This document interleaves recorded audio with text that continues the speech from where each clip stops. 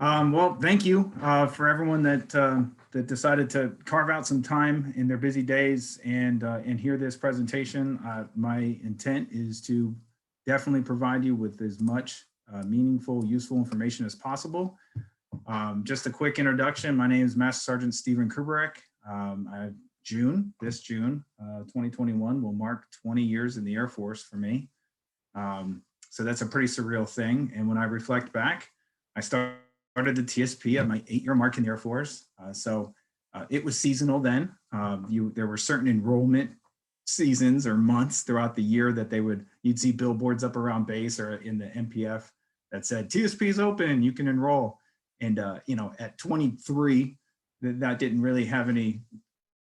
It seemed skeptical. It seemed like something that I wasn't exposed to. So I just didn't jump on it. Nobody told us, right? I mean, there was no course at basic military training. There was no block of training at Airman Leadership School or any PME that taught about financial planning, right? I mean, our future, this Air Force stuff, we'll get that in spades, but there's a life after the Air Force that we all need to invest in. So they have fixed quite a bit of that with the TSP. Now the seasonal enrollment is gone. You can enroll anytime. So much better, because it just definitely seems fishy when you can only enroll 2 weeks out of the year or something. But so I've been kicking this concept around for a while. I mean, really, I've been always wanting to do this. There's so many pros out there of investing in your retirement through any 401k or individual retirement account. The Air Force has the TSP, the government uses that system. They're all basically the same and they're all wonderful if you use them. But I never had a platform to actually get this thing off the ground in a way that made sense to me until COVID happened. And now we live in a virtual world. And now we have organizations like Tier to Tier that are utilizing platforms like Zoom to get messages out like this. So, I mean, I'm really excited to be able to have this opportunity. Again, the goal here is to help as many people as possible. And then hopefully, because not everyone in the Air Force is on this, but it looks like there's 66 people here, and you guys all know many other people. You have your own circles. So bring this information to those circles and influence those people. I mean, that's really the goal. The overall intent to be no airman should be left behind just because basic training, hopefully they do now, but they didn't 20 years ago. They didn't have a course. They didn't talk about this. They talked about the GI Bill. They didn't talk about the TSP. Hopefully they do today, but if they don't, that's where we can come in and help people, help each other, and we can help those around us. And then this message will spread. We'll stop finding people not doing the TSP. We'll stop finding people investing in the TSP incorrectly. And that's the kind of thing that I've just seen too many times, way too many times. So I am thankful to the Tier to Tier. I'm thankful to the Recruiting 5-6 for collaborating on this, the Air Force Recruiting Service Top 3. There's a few senior leaders that obviously have been adding gas to the fire to get this thing off the ground. Chief Rawls, Chief Peterson, our group chief at the 369th, and then Chief Master Sergeant Gardner, our squadron chief. So thank you to you guys. And thank you to each one of you to actually take your time out and do this, right? Whether it's a refresher or you've never seen the TSP, this is literally your first briefing on it. But thank you for taking time. I promise you, I'm not here to waste it. So with that, I'll jump straight into the presentation. I project it to be about 40 minutes. I've timed it twice, and that's generally where it's resting at. There's 27 slides in all for those that might be keeping track. But so we'll get right here into the overview. These are the topics we're gonna discuss. There's a disclaimer. What is the TSP? What does it mean, right? What's the difference between traditional TSP and the Roth TSP? So generally one of the bigger questions that we'll hear about. Blended retirement contributions. That's the whole new Air Force recruiting, or excuse me, the Air Force retirement system. So how does that work? And how can you use it to your benefit? What options exist? There's plenty of funds that the TSP has. Not too much where it gets confusing, but there's enough that you could do it wrong if you don't understand what each one does. How much do you need to get started? 3 different types of investors and the 4% rule. How do you start your TSP? You've started, now what? Managing life changes, and then we'll end with a couple takeaways and a quote.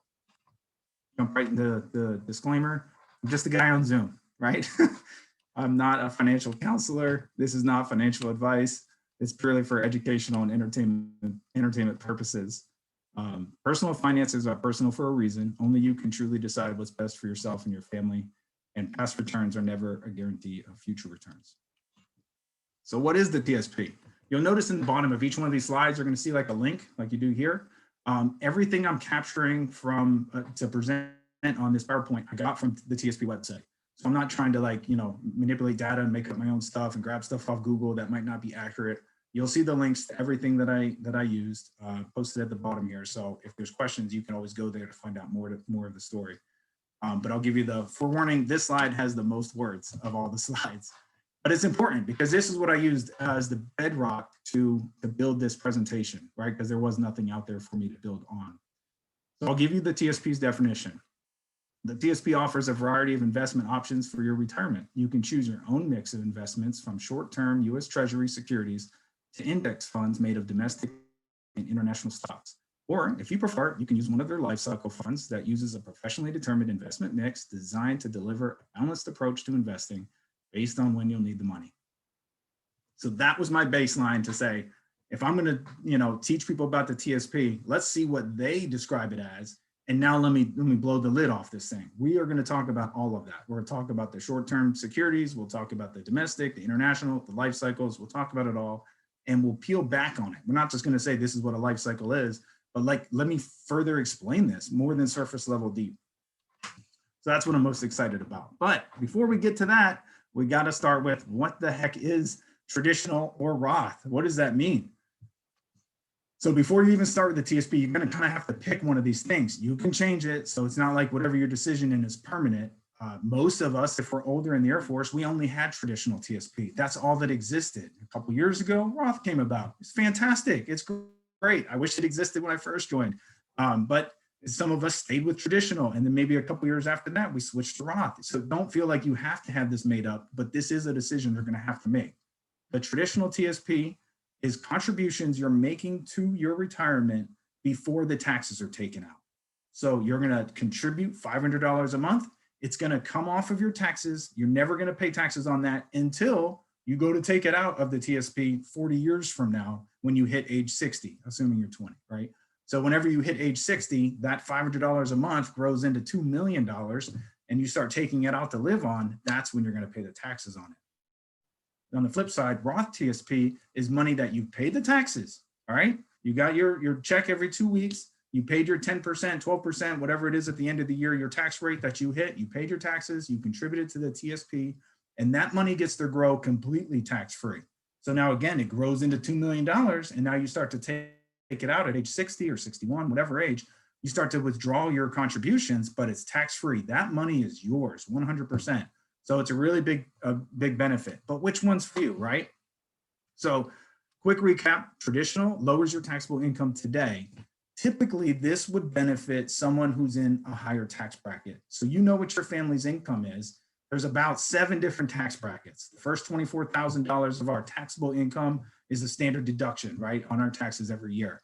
Then about $10,000 after that is taxed at 10%, and then there's a 12% bracket, a 20% bracket, 22, all the way up to 37. If you make over $500,000 in taxable income a year, you're paying 37% tax rate. That person would definitely benefit from the traditional TSP because they're avoiding that 37% tax or 22, whichever one you're falling in. You're avoiding that 22% tax today, and you're hoping that 30 years from now, whenever you go to pull this money out, that you're paying less in taxes at that point. So again, then the flip side, the Roth would benefit people that are in a lower tax bracket. Again, with us, any of those that are actually in the military right now, getting paid through active duty paychecks, they have their LAS, we're only taxed on our pay. We're not taxed on our housing allowance. We're not taxed on our food allowance. So our taxable income is pretty low, most likely, and it depends on your family situation, but most likely enlisted members aren't really touching that 20% cap. Or tax bracket. We're usually in the 12% or less. So that would lead you to think the Roth would be the better option for you. But if you're still confused or unsure of which one's the best one for me, you can contribute to both. You don't have to make this thing hard and fast, right? It doesn't have to be one way or another. If you were going to contribute 10% to your TSP, do 5 and 5. If you want to play both sides of the court, I don't know where taxes are going to be 30 years from now. They could be up, they could be down, who knows? So if you play both sides of the court, you're kind of balancing out your average there. Another key thing to note, With the blended retirement system, you get a match. We're going to talk about that. That match that the Air Force gives you all goes to traditional. So even if you do Roth with your contributions, you're a blended retirement system member, and you want to contribute overall 10%, right? So you contribute your 5, the Air Force matches you 5. All of their match will go to traditional. So if you were trying to play both sides of the court, you would make your personal contributions go to Roth and let the Air Force do its match to the 5%, but you know that that's all going to traditional. I just wanted to foot stomp that. But there is definitely some more information on traditional and Roth TSP options. I give you lots of links there below. They're all from the TSP. Is it right for you? The YouTube link from the TSP, which one's best? So I encourage you to check it out, but don't stress it. At the end of the day, it's just more important to be in the TSP than to know, should I be in Roth or should I be in traditional? Just be in the TSP, just contribute. All right, so the blended retirement system. For folks that are in that, just figure it's right just to explain it, it can be a very, very cool benefit. But it starts with you and of course your agency. In this case, we'll talk about the Air Force. So you can contribute any percentage you want, but the first 3% that you contribute, the Air Force matches that 3% dollar for dollar. You can contribute an additional 2%, and then the Air Force will match that 50 cents on the dollar. So you're getting free money from them. Regardless of what you do, you'll see that automatic contribution of 1%. So looking at the TSP's website, it literally says this 1% is not taken out of your pay, does not reduce your pay for tax purposes, and you don't even need to contribute to the TSP to get it. You're going to get this 1% regardless. But if you want the other free money that's out there, you got to contribute your 5%, and then theirs is where they match you, right? So you contribute 5, and then they give you 5, so you're really giving 10%. Put another way, you'd see a chart like this. Here's your 5%. This is that 1% match. Here's the 4% that they're matching you at, which is cool. Free money. And then there's your 10% total. Now, this should be considered, if you're blended retirement, this should be the absolute bare minimum. You've got to go in there and double check if you are under this system that you are at least doing 5%. Because if you're not, you're giving away free money. I mean, the military is banking on you not doing the 5% because then they get to keep that money, right? So if you want your money back, if you want to have this for retirement, do at least the 5. They're going to give you dollar for dollar on that for the first 5%. So go ahead and take it so you have your 10. And the other real cool thing about the blended, if you are in it, if you don't make it to 20 years, you get to take this money with you. Under the old system, the high 3, you've got to make it to 20 years to get a retirement, but you guys get to take this with you, which is kind of cool. But ideally, you should be above 5%. I would recommend it. It's not required. You know your situation. But if you're doing 10%, see, it says 5 plus. If you're doing 10, the Air Force is still going to match you 5. So really, it says your percentage plus 5, so it would be 15%.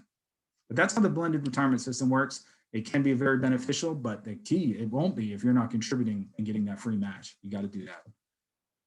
So now that we got past those things, what funds exist? Like, what is the TSP? We got to get into this. It consists of basically 2 categories. You have individual funds and life cycle funds. The individual funds, from most conservative to most aggressive, by their definitions, would be the G fund, most conservative. What is it? What is the G fund? It's government securities. It's you essentially buying government debt. The U.S. government is a bedrock of safety as far as paying debts. You know, we are in a lot of debt, but we pay the debts. So, you know, there's 136 U.S. treasuries in there approximately right now.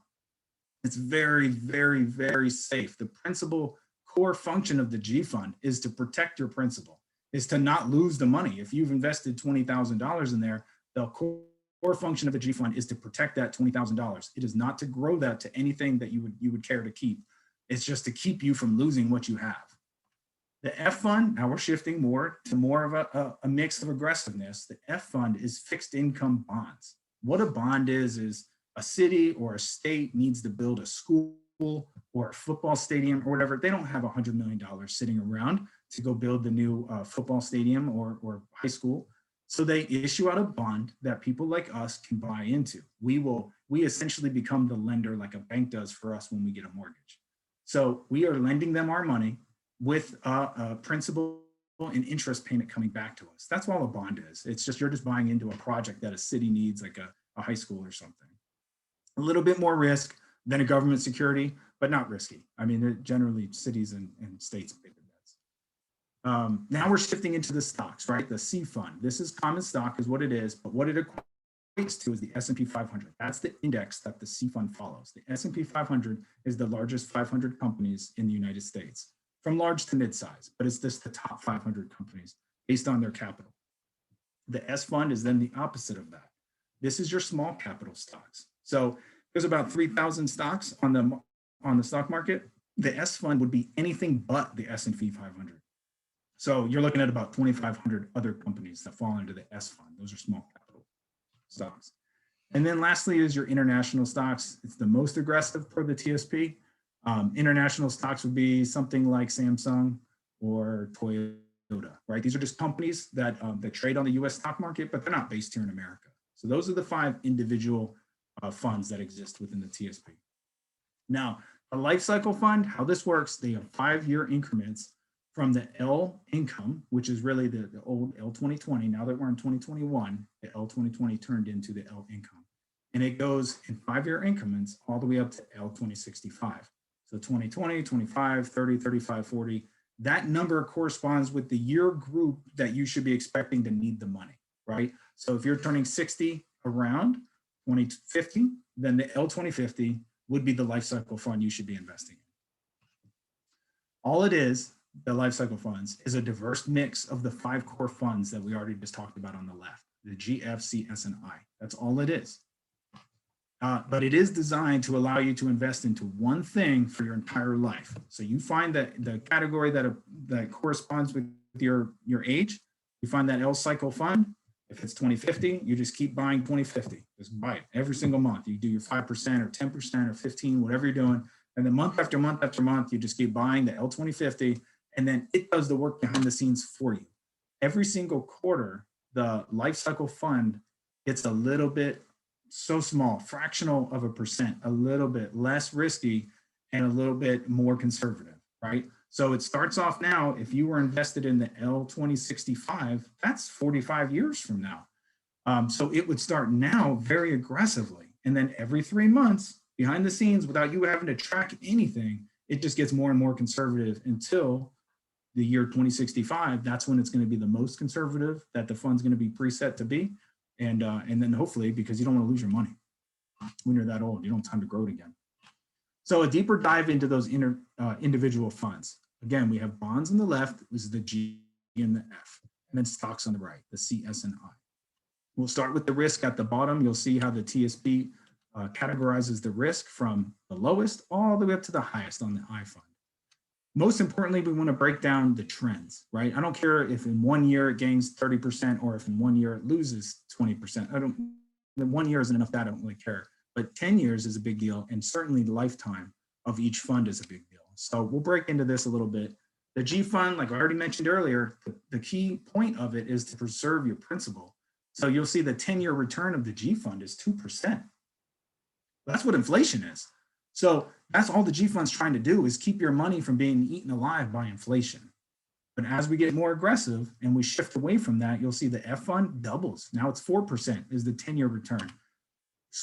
We flip over to the stocks completely. It's a game changer. 4% looks like peanuts compared to 13.6. S fund, again, small capital stocks, 13%. I fund, 5.8%. I mean, it's interesting. The one keynote I'll say with the I fund, 5.8%. That's the highest risk. I'm all about risk. That's fine. But the saying is, with risk comes reward. If this is the highest risk, where's the reward? Why am I taking on this additional risk if the 10-year return is only 6%? I can get that with less risk.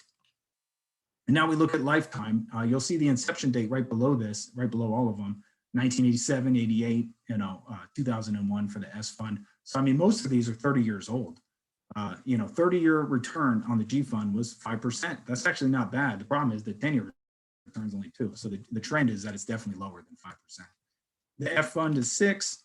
You'll see the C fund. Now we're talking about the S&P 500 again. The lifetime return since 1988, 30 something years, 32, 33 years is 10.6%.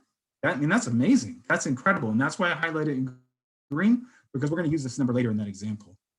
I guess the S fund is 9% and the I fund is 5%. Again, why? I see the squeeze. I see the risk. I just don't see no juice. Not for that risk. I just don't see why we're getting it for only 5%. But a little dive now into the life cycle funds. It's pretty cool that they have fixed quite a bit with it. In July of 2020, they established 5-year increments. So it used to be just 2020, 2030, 2040, 2050. But now those gaps, those 10-year gaps are pretty big. Which one should you be in? Should you be in the 2040? Should you be in the 2050? Trying to figure that out can be difficult. So they added 5-year increments, and then they actually did fix them quite a bit. And that's the one point I'm excited to talk about with the life cycles. So you'll see here's all the different life cycles that exist. It tells you based on their criteria, if you were born in this time period, which one you should be in. And again, the expected drawdown is really when do you turn 59 and a half? That's when you can have access to this money without any taxes or penalties. So based on this then, again, L income, L 2025, that's your most conservative life cycle funds, right? Again, the key point of those is to preserve the nest egg that you grew. But if your life cycle, if your time horizon is 30 years away, then you'd be closer to the 2050 or 2060. Those are going to be more aggressive to grow the nest, right? And that's got to grow it, and then we got to preserve it. Based on their criteria, I was born in 1983, so I should be in the L2045. That just opened up 6 months ago, so there's no data. So we're going to appeal into the L2050. It's been around for 10 years. So here's what the water flow looks like for the L2050. You'll see the dates at the bottom. It opened in July of 2010, and its projected horizon is 40 years away in July of 2050, right? So it's a 40-year gap of time. And then you can see all the funds at the bottom, the legend for what the colors are. And this is what the flow of it would be if you invested in it. This dark line signifies today's date. It's January of 2021. So if you're in the L2050, this is the mix that you're in right now. Now what I did is I wanted to break this down into 4 10-year chunks to give you an idea of what's going on with this fund, right?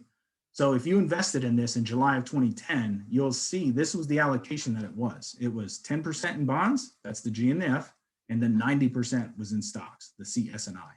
But in that 10-year period from 2010 to 2021, 11 years in this scenario, that's what it changed to. To make the math easier for you, I just put it on the screen. It's basically a shift of 8.5% of your investment from the equities, your C, S, and I, those are your stocks. It shifted 8.5% out of stocks into bonds in just that first 10-year period. And I want to point out that you already started off at 10%, right? So if you started with the 2050, you were at 10% in July of 2010, and now you're at 18% 10 years later. Nearly a fifth of your money is in bonds, and you still have 30 years to go on this time horizon. This next decade, you can kind of see that the lines don't change too much. I mean, the blue line goes down a little and the green line gets a little bigger, but I mean, it's basically, those are horizontal lines. Not too much movement happens in this entire decade, which is where we are now. That dark line is within this block. So you shouldn't expect too much movement here. So there's not much to talk about. But the next one, you'll start to see things get kind of dramatic, right? We're getting closer to retirement in this next one. So now we're in January of 2030. We're about 18% in the bonds still, just like we were in 2021. But what it's jumping to here in 2040 is essentially a 13% swing from stocks to bonds. Again, we're getting less aggressive, more conservative as these decades are going by, but it's happening every 3 months. But I'm breaking it down into decades just to make it a little cleaner for everybody. You'll see a 13% swing more into bonds happening behind the scenes. And then this last chunk, this is the crazy one. You'll see we start January of 2040 at 24% in the G fund, 6% in the F, right? But look what happens in this last decade. I mean, it goes from 24% in the G all the way to 64% in the G.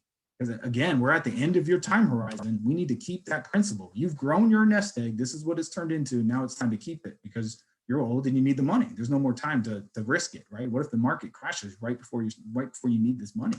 You can't go back in time and fix that. So it's essentially, though, you can see a 39% swing more. So every single time period that we're talking about here is just a swing away from equities into bonds just to protect your growth. But that's where this fund ends up at the end of 2050. And that's how they all basically end up. I mean, they all follow the same water flow effect. It just depends on what time horizon you pick. But it ends with you about 70% in bonds and 30% in equities. Now, I'll say all of that, but I told you earlier, they improved a lot with the life cycle fund. So I'm pretty excited about this. We just got done talking about the 2050. Now here's what the 2060 looks like. They've changed, but this applies to all of their new funds that they put out. And they're fixing the old ones. It's just they got to do it over time. They can't fix it overnight. They said it's going to take probably a decade to really fix all the old ones. But you can just visually, you can see the water flows are much smoother and make a lot more sense. I want to key in on a couple areas here, just so it's all clean to people. The dark line again signifies a current time period. This is where, if you're in that fund, this is where you are in that fund as of January of 2021. Again, when the 2050 and the 2040 and the 2030, all the old legacy life cycles, we'll call them, they started off, you can see it's like 10% in bonds. And then they have these jagged edges here. Well, what's all these extreme, we're going to buy a lot of the G fund right here at this period. And then we're going to do some sharp moves right in this little period. Why? Did you know something was going to happen at that time frame? So you determined that this is going to be an important move with my money. So they fixed all that because it wasn't, right? It wasn't needed to be there. It just needs to be a smooth glide into retirement. And you can see with the 2060 and all the new ones that they made, look at that now. They thinned it out. So instead of 10% in bonds, you're down to 1% in bonds, right? And 99% is invested in the C fund, the S fund, or the I fund, and all the stocks, international and domestic. And you get 14 years of that. I mean, based on looking at the chart and where those lines kind of fall, it looks like a good 14 years where your money's where it should be, which is in stocks to grow into something that you're going to want to start to keep. So I like everything they did there is awesome. My problem with it still, it's heavy in the I fund. I mean, look at both of them. There's a lot of purple in there, and the purple is 5% historical data. So it's just something to think about. They've improved it a lot. There's no doubt about that, getting rid of the jaggedness and keeping you more in equities and stuff. But they still have, in my opinion, just an allocation issue that they're just so heavy on the international, the returns aren't there. So something to consider. Now, this is the only slide I really do caveat it as an opinion slide. I'm kind of pitting the life cycles versus the individual options, but I want to make sure this is clear for people, just to plant more seeds for everyone to think about. The pro of the life cycle is absolutely a set it and forget it. I mean, it is designed for the most extreme person that calls himself an inactive investor. I'm hands off. I don't even know how to spell TSP. So I'm in the life cycle fund. That's probably for you. You know, if that describes you, that you have no clue, you haven't even logged into your TSP account, you don't have access to it, I hope you're at least in a life cycle fund, because you don't want decades to go by and you're invested in the wrong area. At least the life cycle does some of the heavy lifting for you behind the scenes. The con, historically lower returns. I mean, it's almost no argument that there's lower returns versus some other options, and that's what I'm going to illustrate on this slide. And it just seems like they can't help themselves with that G fund. Let me explain what I'm talking about. So again, the 2050 versus the 2065, you can see that if you're in the 2050 today, 10% of your money is in the G fund right now, as of January of 21, and another 8% is in the F fund. So as of today, you're 18% in bonds, which is okay if that's what you want your money to be. But just a lot of people don't understand that that's what's actually happening. And again, you look at the most aggressive. I mean, this is 45 years from now. This is for a 20-year-old. They can't help themselves. They have to give you 1/3% of the G fund. So, I mean, really, I would say it should be 0 for a couple decades, but it's an opinion. So, and then again, the I fund. I mean, that's a heavy, heavy mix, 30%, 35%, when you're only getting historically a 5% return. I mean, if that was 25% or 20 or 18, okay, we can talk, but 5? I mean, you could be in bonds and get 5 and don't take any of the risk. So to hammer this point home a little bit further, we'll look at the 2040 versus the C fund. The 1-year return of the C fund, 31%. 2040, 20. And we'll keep going. 3-year returns, 15. 3-year returns, 10. 5-year returns, 11. 5-year returns, 7. 13 versus 9. The C fund, just one fund, just the S&P 500 largest companies. You're not investing in one company. You're investing in the 500 largest companies, Apple, Microsoft, Facebook. You're investing in the big ones, right? But those 500 companies outperform the mix of the life cycle fund, but it's all because of the G and the I. That one's dragging those down from ever getting the historical returns of the C and the S. We'll hammer it home a little bit further. Here's a year-by-year return of the 2050 versus the C fund. And as you go down the list, every single year, the number of the C fund is better than the number of the L2050. Doesn't matter which year you look at, they won every single year. Just an opinion. Life cycle funds, they really can work for inactive investors, folks that, I mean, they'll be dangerous if they have access to their account and they might change something around and they don't know how to just let it go. But you can see from this illustration, the C fund beats out any one of these life cycle funds. So how much do you need to get started? It's as little as 1%. You can contribute for any of your pays that you want to, base pay, special duty pay, etc. As little as 1%. It's not a dollar amount, it's a percentage amount. I do recommend you sticking with your base pay, and here's why. If you are a recruiter, a production recruiter gets special duty pay. They get $450 a month. And so it seems like a nice whole number. I'll just invest my special duty pay, $450 a month. 100% of my special duty pay will go into my Roth TSP, and I'll set it and forget it, right? I'll follow all the advice. But your special duty pay could change. You could go back to your old career field. You could go to a different position within recruiting, and that special duty pay could change. It could go down to 300. It could go away. You could lose your special duty pay.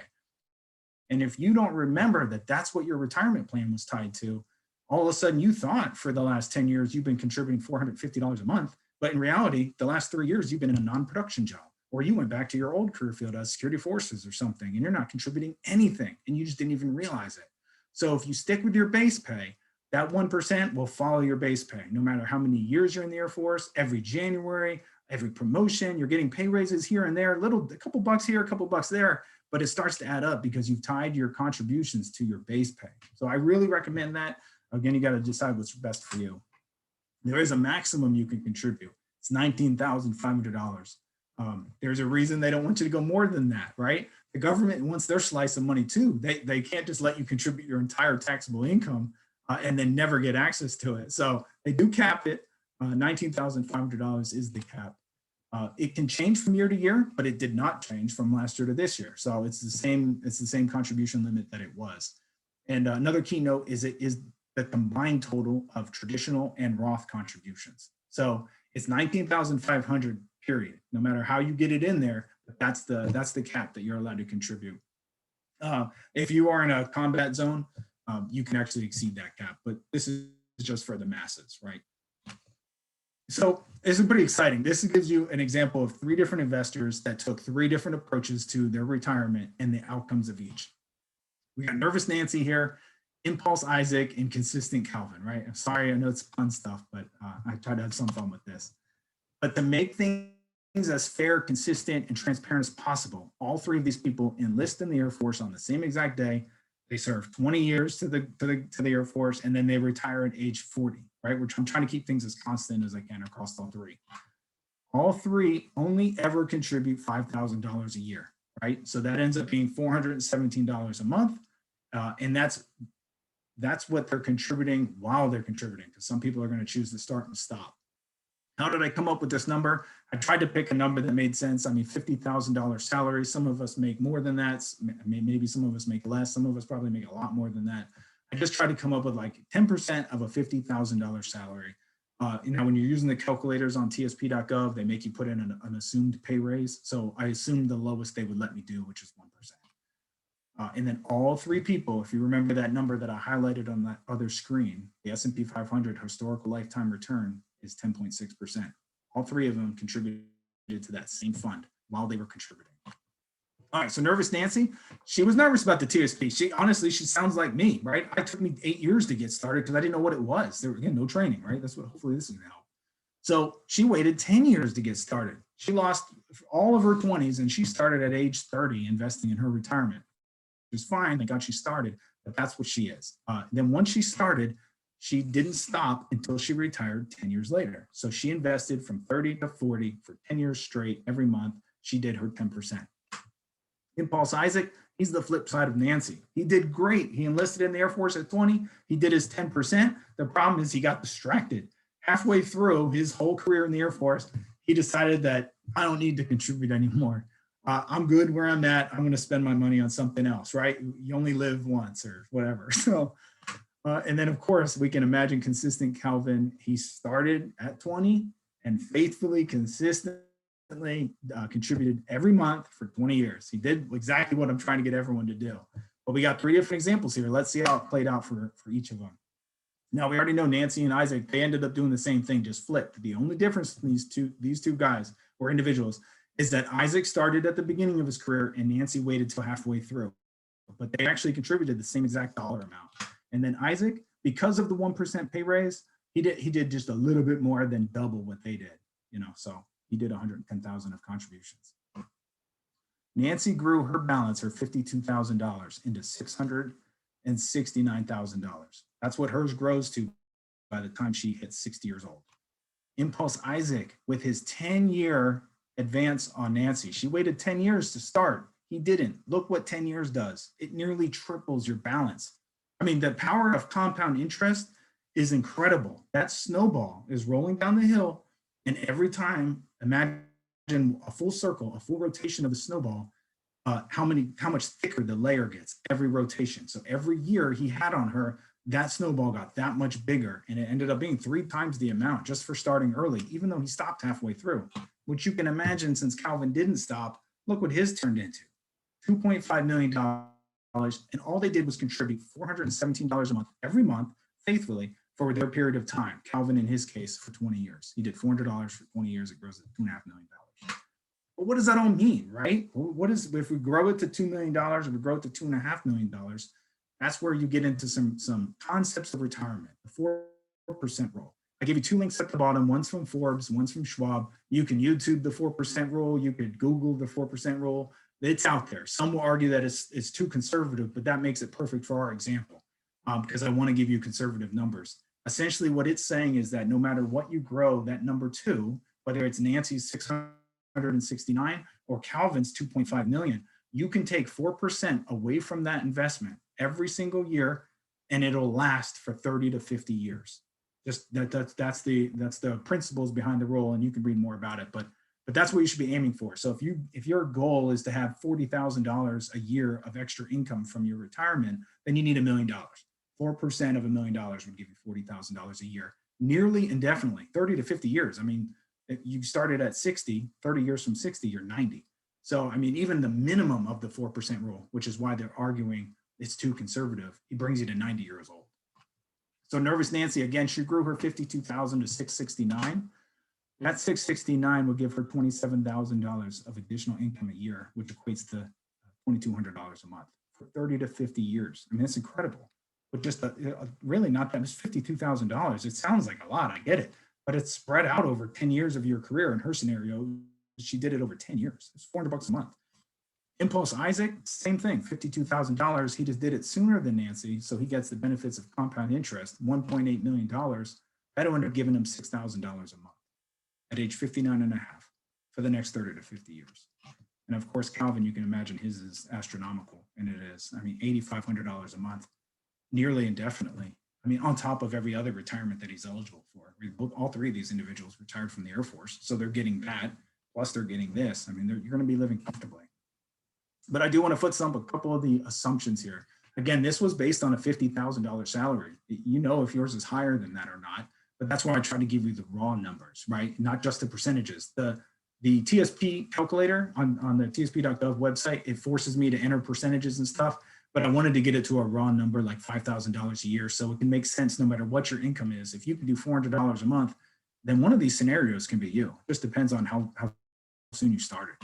Again, it only assumed 1% pay raises. I mean, I've been in the Air Force for 19 years. I don't think I've ever seen a pay raise that low. I could be wrong, but most of our pay raises are considerably higher than 1%. So again, this was a safe estimate. These were all safe numbers to play with to give you guys examples. And again, these guys only contributed while they were serving. When you get out of the Air Force, if you retire, you can roll your TSP to an individual IRA, an individual account, and keep contributing to it. Just once you get out of the Air Force, you can't contribute to the TSP anymore unless you're, a government civilian or something. If you still have access to contribute to it, then you can. But if you're not a member of the DoD anymore, then you won't be able to contribute anymore. So that's what these scenarios are. But you can imagine if you rolled it into a personal account, even if you started late, you still retired at 40. All 3 of these people retired at age 40. They're still working years. So you transfer it to a personal account and then keep contributing to it. You can make up for some lost time. So anyway, that's just some of the assumptions. The bottom line, just a conservative approach. It's just to give you an idea of the possibilities of what you can do. It's only $400, But with real world data, this is historical data, the 10.6%, I didn't make it up. That's the historical return of the C fund, no matter how you slice it, but with time and just consistently investing. So how do you start? Step one, it's real simple. You can just go to the MyPay website. When you go to MyPay, you'll see a little bar on the left that looks like this. Click on the little TSP button, brings you to a screen like this. You can click on the pencil, and then this is where you'll see the traditional or Roth TSP options. And then of course, all the pay options that you can contribute from. You just set this percentage to whatever you want it to be. So you can see in my scenario here, I have 30% going to the Roth TSP out of my base pay. Step two, so often overlooked step, you gotta go to tsp.gov. You don't just say, I'm in the TSP because you went to MyPay and started your TSP. I mean, yeah, you're right. No one's gonna argue, yes, you're in the TSP, but you've got to make sure the money is where you want it to be. Otherwise, you'll be like an individual that literally just retired out of my unit, and the entire time he was in the TSP, he was invested in the G fund. And we didn't figure that out until March of last year, and he was retiring in November. So he had 6 months left of a 20-year career in the Air Force, and the whole dang time he was in the G fund, and he didn't know because he didn't do this step. Go to tsp.gov, actually log into your account. This is critical. Periodically, make sure you have access to this and make sure you're at least somewhat familiar with where your money is being put to work. It's critical. I can't underscore that one enough. Get your money where you want it. And that's done by these two functions. When you log in, you'll see a screen like this again on the left. You have contribution allocations and you have interfund transfers. This is where you tell the TSP how you're going to make your money work. So what is a contribution allocation? This is what you're telling the TSP you want your new money coming into your account to go to. Every single month, you're contributing to the TSP. In our example, it was $417. So where do you want that $417 to go every month? That's where you use contribution allocations. You just click on this little orange button and you set the percentage to whatever you want. As you can see from my example here, I have money in the C fund and in the S fund, but my current percentage of contribution allocation is 100% in the C fund. So you can see you can do whatever you want with new money. The money that's already in there, that's done with the other option. But it is critical that you update this. You've got to make sure that you're where you want to be. And if that's the G fund, so be it. But just make sure that's what you wanted. You don't want to find out at 19 years in the Air Force or worse that that's where you've been. So once you click on that contribution allocation button, it'll take you to this screen. And I just want to foot stomp a couple of the things here to make sure it's clear. This is future contributions. This is not money that you've already invested. If you've been in the TSP for a while, that's what the interfund transfer is for. This is all new money. You have to enter whole numbers here, or whole percentage numbers. So you can't do a fraction of a percent in one fund and another fraction of a percent in another fund. These are whole percent numbers. The total has to equal 100%, and you don't use dollar amounts. If you have both traditional and Roth amounts in your TSP, whatever you're setting here applies to both. You can't set your traditional to go to the C fund and your Roth to go to the 2050. That's not how the TSP is set up. So whatever numbers you end up setting here, they have to equal 100%, and they apply to both balances of Roth and traditional, if that's what you have. But yeah, just make it equal 100%, super easy, hit continue, and it's done. It happens the next day, essentially. They'll make the change for you. They'll sell or move or whatever you're asking it to do for you. Now, if you already have money in your TSP and you want to, let's just say for 5 years you've been investing and you found out, oh shoot, I got $8,000 in the G fund. I got to get it out of there and put it to work. Even if that's the L2050 or 2040, so be it. You use the interfund transfer to make that happen. This changes money that's already in your account. Just click on that button, the orange button at the bottom, and then again, you're going to just manipulate the numbers until you get to 100% in the mix that you want. It's just like the contribution allocation. It has to be whole percentages. It must equal 100%. You're not using dollar amounts. The interfund transfer is applied to the entire balance in your account. Not future contributions, right? And it applies to traditional and Roth balances. So if you've been in both, or you were in traditional in the past and then the Roth came out, like me, right? This is a real scenario. I'm talking about myself. The Roth came out and I realized, well, that's better for me. I'm in a low tax bracket. I should be in Roth.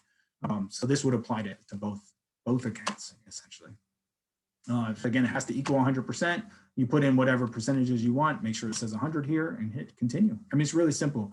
I think you're limited to 2 interfund transfers a month. So you can't, this is not day trading.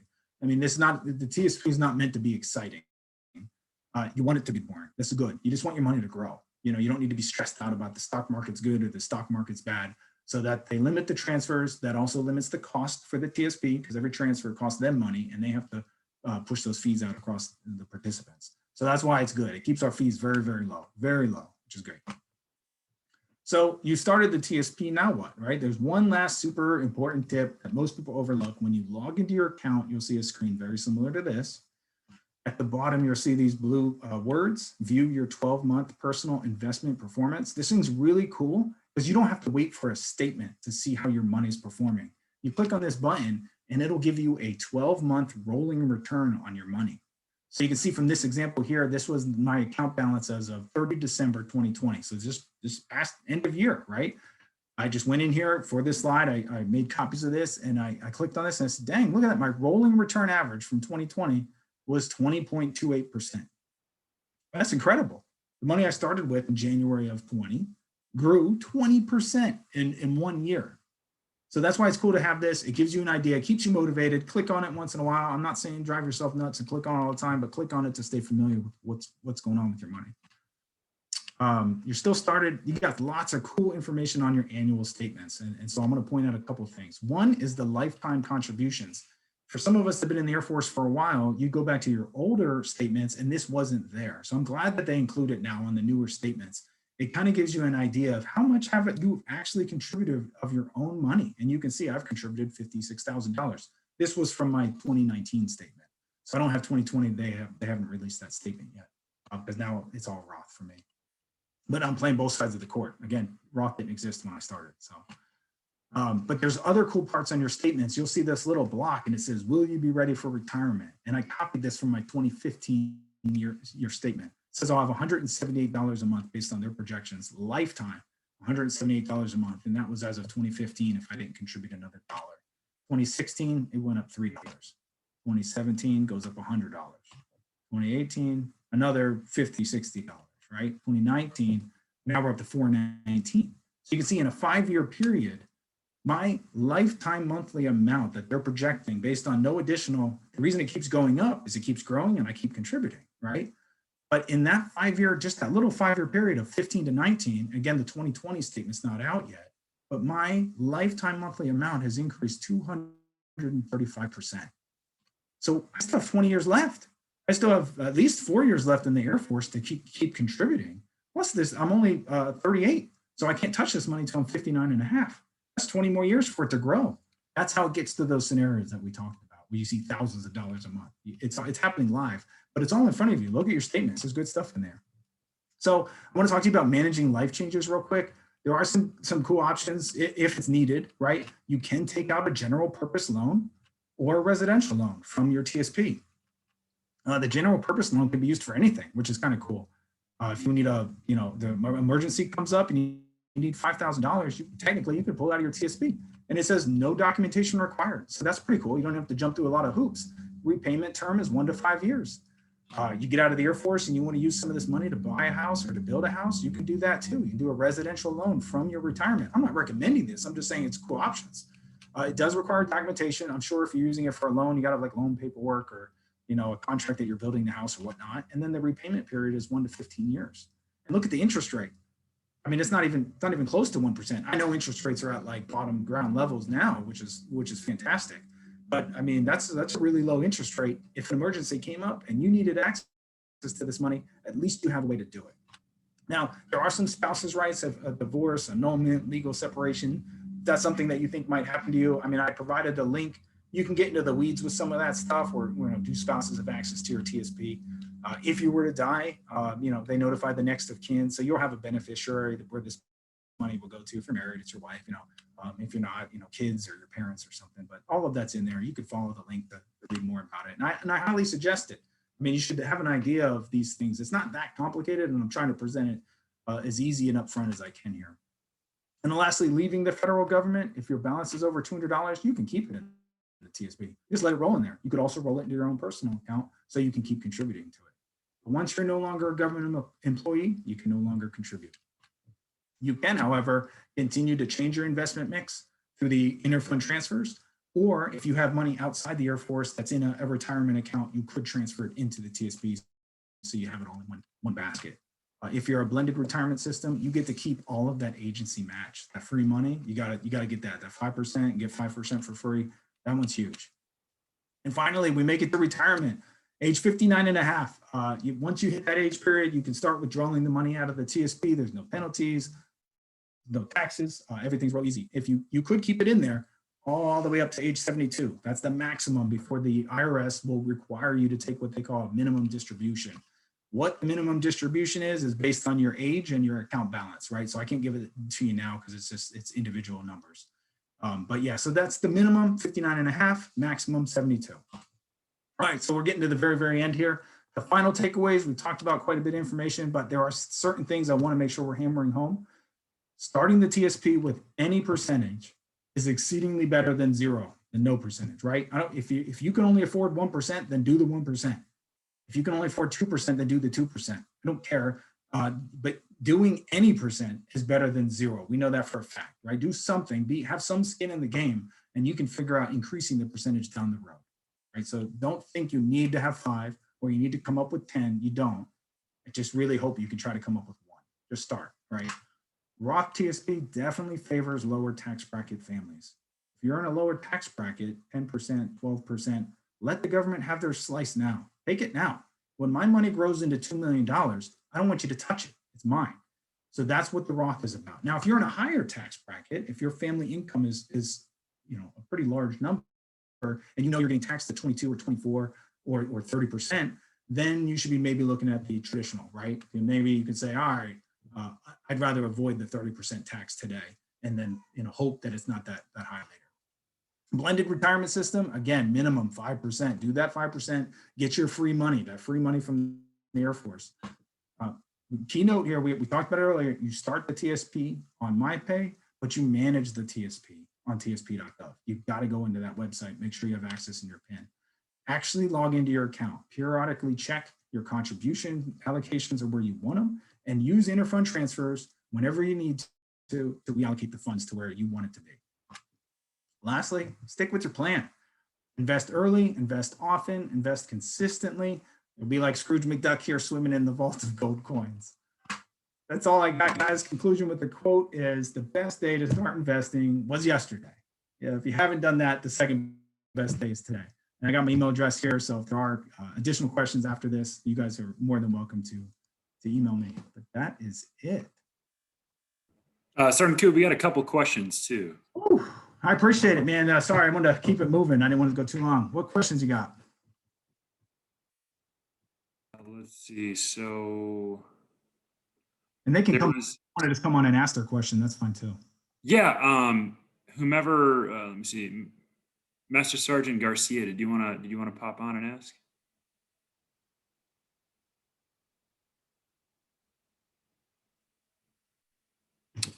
Yes, sir. Sorry, I was looking for the mute. I was just I asked if I have if I have money inherited and it's sitting in the traditional, could that be transferred over to the Roth? And basically that was my only question. Yeah, no, it's a fantastic question. And I had to, is that the one I had to call them about? When I was building this, like, not all the answers are abundantly clear on their website. I had to call them for one of them and ask the question. But no, to answer your question is no, there is no direct method to get money from traditional to the Roth. The only way that was described to me that you can get money out of traditional, pay the taxes, you're going to have to pay taxes if you move it to the Roth, so it'll continue to go tax-free, is when you get out of the Air Force and transfer it to an IRA, a personal retirement account, not the TSP. When you transfer it, they'll give you that option to pay the taxes and then let it grow for the rest of life. Actually, it's a beautiful thing. Okay, thank you. Yeah, it was like I said, it came from a personal 401k, so I had to go into the traditional, and that's where the majority of the money is. So I wasn't sure which move would have been best. Yeah, so when you just keep that, and I'm doing this for myself. You saw I have $50,000 or whatever in traditional. I would like to get that all into Roth. So I think what I'll do is, and again, it's 4 years from now, if I retire in 4 years, I think what I'll be doing is transferring out of the TSP, even though I'd rather not. I wish they would just make a direct way to do it, to just pay the taxes and let it be in Roth. But since they don't, it motivates me to want to make a change. Transfer it to like a Vanguard IRA, get it into a Roth, pay the taxes, whatever they are, $5,000, $10,000, pay it. But because I know then for the rest of that 20 years, right, until I'm 59 and a half, it'll grow tax-free in a Roth account. Appreciate it. Thank you. Yeah, it's a great question. Hey, Coop, this is Chief O'Donnelly. I know this is all an assumption here, but I'm just going to say it might not actually be beneficial to do that. And the only reason I'm saying that is it's not going to be $50,000 that you're talking about. So, at that time, if it's a couple $100,000, maybe it's 500,000, then your annual income that year, when you transfer that money, because when you cash it out, if you're saying you're going to cash out the entire 500,000, then you're going to pay the taxes as if you made 500,000 that year before you switch it to Roth. Whereas if you were spot on, you are absolutely spot on. And you're right. You saw from my example, I contributed at least as of 2019, like $56,000 of my income, right? But the chief, I'm glad he caught that. You saw from my statements, I'm over $125,000 or $130,000. And most of that came from traditional growth. So yeah, you're going to pay taxes on all of it. Right now, and the key is, it wouldn't be a bad idea to play both sides of the court, right? Have traditional and have Roth, have it both. But if you want to transfer, chief, spot on, you're gonna have to pay taxes on the whole dang thing. So the reason why it would be more beneficial for you at this point, like you said, I'm not in any way discouraging somebody from going into Roth now. If you want to invest in both sides, then I think you're a total winner that way. But when you are taking your returns, say when you're 59, and like you were suggesting that you're going to get a couple $1,000s a month or $5,000 a month or $8,000 a month, now you're only going to be paying taxes on that amount. You're not going to be paying taxes on 500,000 at one lump sum. So it's going to keep you on a much better tax bracket to, at this point, just leave your money in that traditional and invest in the Roth. Then you'll be able to pull your money out. Some of it's going to get taxed, some of it's not. And then it'll kind of decrease the amount of taxes you're paying on the back end. That makes sense. Thank you. Yeah, awesome. Thanks, Chief, for clarifying that. And that's why I tried to say in that first slide, don't let the confusion of which one you should be in dictate whether you start, right? Just start. I don't care which one you want to be in, or be in both just to split your odds. But yeah, just start. And that's a great question. Thanks. What else we got? And another thing on that subject. So for anybody that's invested, so like for when I first started out, I was investing with USAA. And most of those companies that do, they put you into their own mutual funds. So an important thing to look into is expense ratios. So for example, if like with a lot of USAA mutual funds, you're going to see expense ratios from anywhere from like 0.9% all the way up to like 2 or 3% sometimes. So like Sergeant Kuberek was talking about, he mentioned Vanguard, they're known for having extremely low expense ratios. So imagine if every year he's talking about that 10% that you're making on your money, in 20 to 30 years, that 10% is going to amount to hundreds of thousands of dollars. So if they're taking 1% every year or 2 or 3% every year through expense ratios, then that could literally amount to millions of dollars at some point in time. It doesn't sound like a lot, but it's in fact a lot of money. So that's the cool thing with TSP is you don't have to worry about that. But that's just something I wanted to bring up with for folks that are between TSP and other type of funds and whatever. But Doc, did you want to come on and ask your question to Sergeant Kuberek in regards to civilian pay? Sure. I was just wondering if the match rates are different for civilians versus active duty as far as TSP matching, or if you knew. Yeah, I would be speculating. I actually think they're the exact same as the blended retirement, but without having that directly in front of me, it would be a speculation. I think it is exactly the same though, of the blended with the civilians, the match. But you can find that, I'm sure, on tsp.gov, unless there's another civilian on here that knows that answer. They could jump in. Copy, thanks. Yeah, it's a great question though, but yeah, and I think I did read that, but I didn't have it right in front of me. I'd hate to lead you down the wrong path on that. Hey, Kuberek, this is Chief O'Donnell again. Can I just jump in and add just 2 comments? Because I want to say thank you so much for doing this. Great information. I've really enjoyed this. I like talking to people about TSP and trying to encourage them to jump in and contribute as soon as possible. One key that I always tell people is this. When you, if you're looking at trying to invest right now, and you gave an example of like, if you just invest $417 a month, Somebody might be thinking, I don't have $417 a month to laying around to just start. So how do I do it? And you gave the perfect example, which is just start with 1%. You're totally spot on there. Now, here's what I totally encourage is this. Start with 1%, 2%, 3%, whatever is the minimum you can start with. And we all, I think, if we put 2% in, we wouldn't even probably notice that our paycheck had changed. So if you started at 2%, every time you get a raise, just increase it 1%. So like January 1st, we got a 3% raise. If you increase your TSP contribution by 1%, you still got a 2% raise. Then when you put on, if you're a staff and you put on tech this year, guess what? You're going to get another raise. So you add it 1 more percent. Let's say that in June, we get another raise of 1.5%. You increase it 1%. So I did that when I came into the Air Force. I just increased it 1% each time I got a raise until I got to 13%. So then I for whatever reason, I just leveled it off at, 13%. But what I mean is, I feel like when I look at mine, just like you say, I've got 50,000 that I currently invested. I feel like I've never invested $1 because I never have had to change the way I live. I've gotten a raise and have contributed more to TSP each time. So that's one thing. And then another part on this, when we talk about blended retirement program, I hear a lot of people make a mistake and they say people who came into the Air Force under the blended retirement program will not get they don't get a normal pension like we do for retiring for 20 years. And you didn't talk about this, but that's actually not true, right? So we all think about it as the 2.5% that we started with.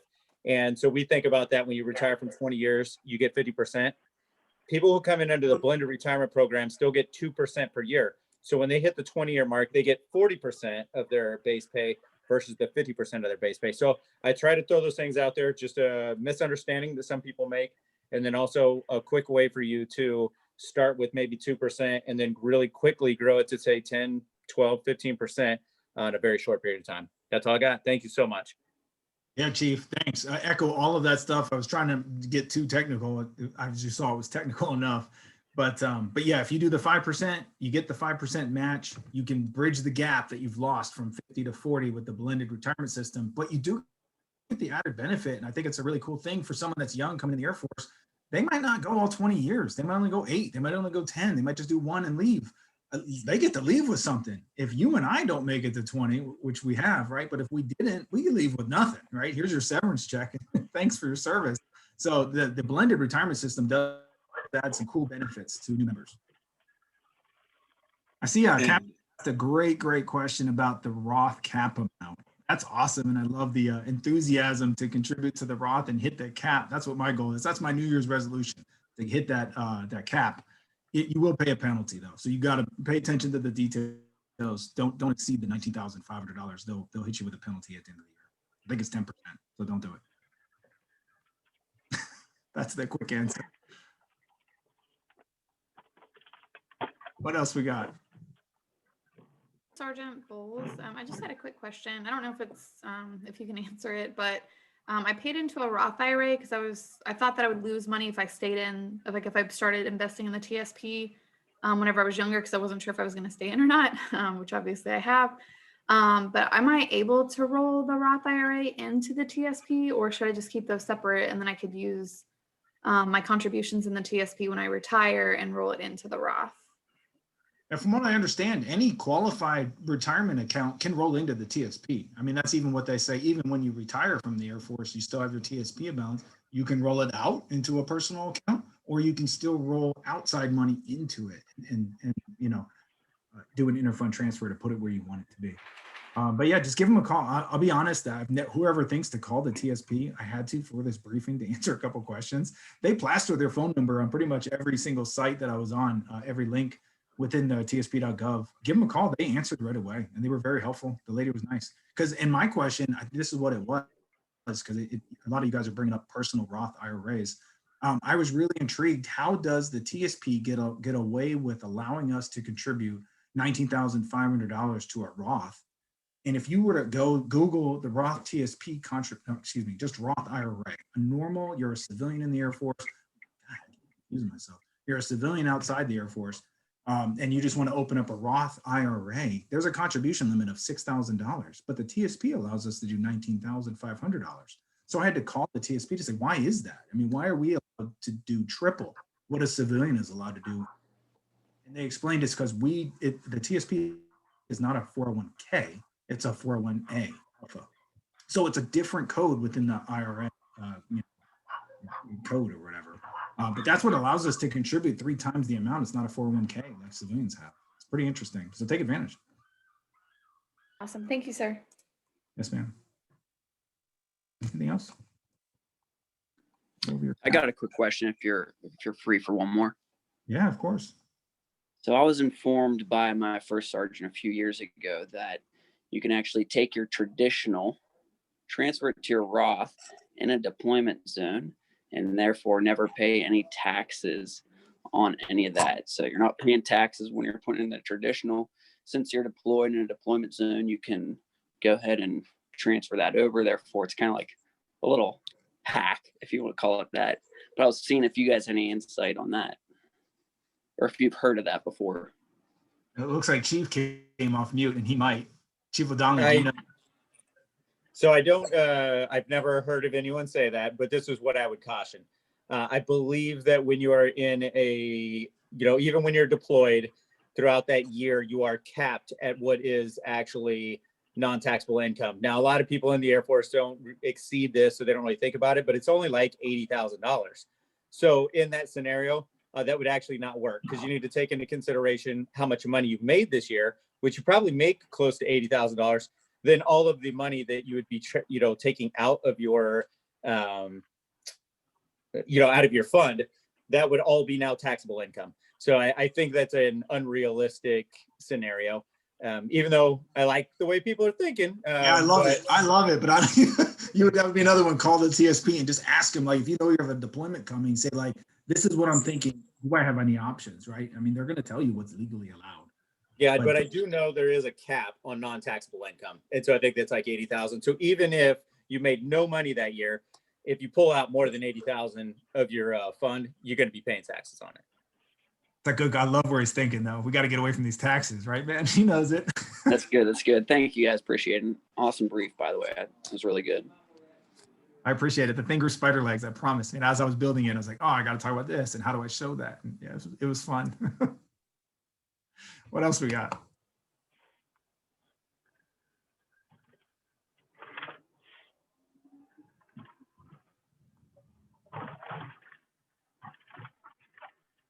All right. Anybody else? Last minute? I really appreciate it. Seriously, I mean, take this back to your circles, influence other people. Hopefully the group of us got together and we influenced each other, and take it back and influence your teams, your units that you work in. Be excited about it. And like Chief O'Donnell mentioned, it doesn't have to be a big thing, man. Don't overthink it. It doesn't have to be $400. It could be $25. I mean, literally, it could be $25, just to 1%. So, but get excited, because the future is bright. The TSP historically has done very well. And so it'll continue, hopefully, to do very well. And we'll all be millionaires. Just contribute. That's the key. Got to contribute. And then get it out of the G fund. For goodness sakes, let's make sure we're not in the G fund. If nothing else, you have your friends and your peers log in and make sure they're not in the G fund. But that's all I got. I really appreciate everyone's time. Thank you. Woohoo!